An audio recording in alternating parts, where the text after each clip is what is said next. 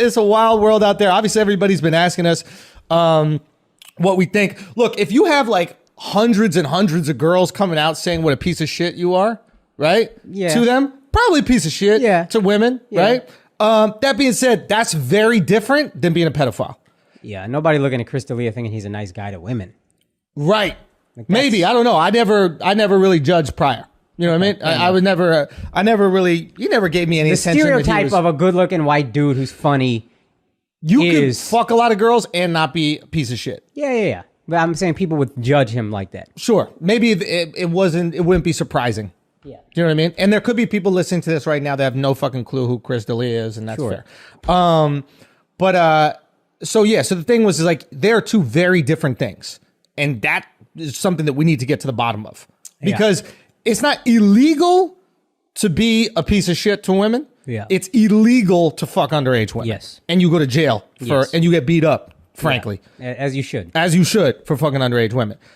If you're being shitty to women, that's really on your fan base. Yeah. If your fan base don't tolerate that shit, then they go, fuck this guy, I'm out of here. Yeah.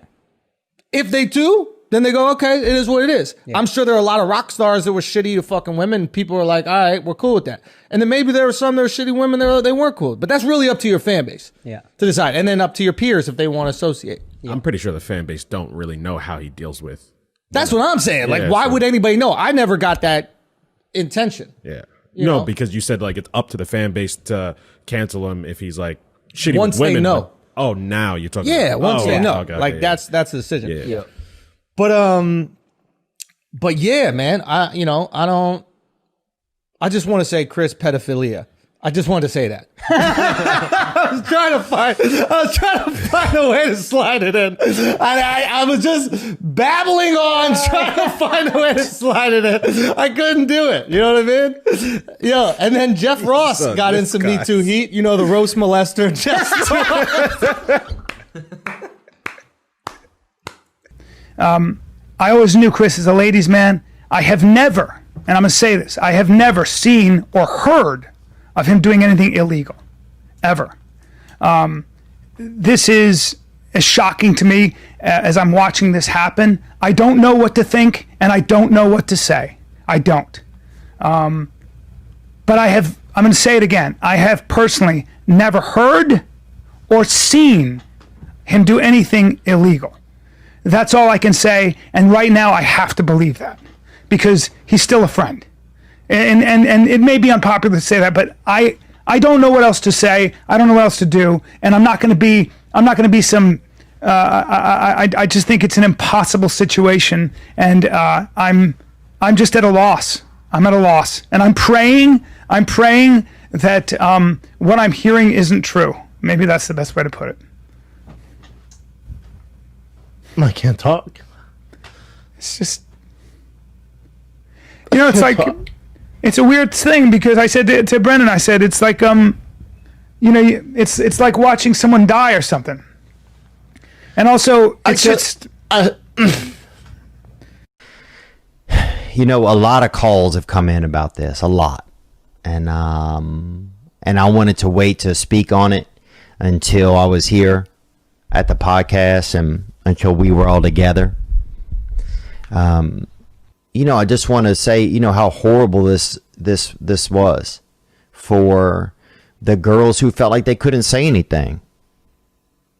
How horrible this must have been for the girls who felt like they didn't have a voice, for a period of time that they couldn't, speak up for themselves out of fear or I'm not sure what everything they were going through. I don't know.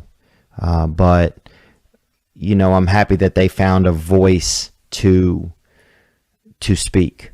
I'm happy that they found the courage to speak up.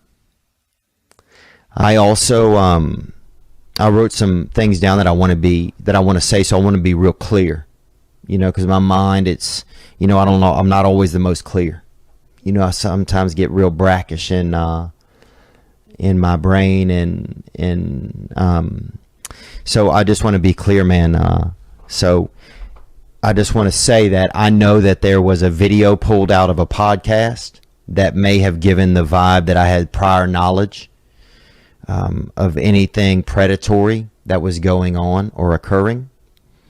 I never knew anything predatory occurring. I have never seen Chris with any underage women, ever.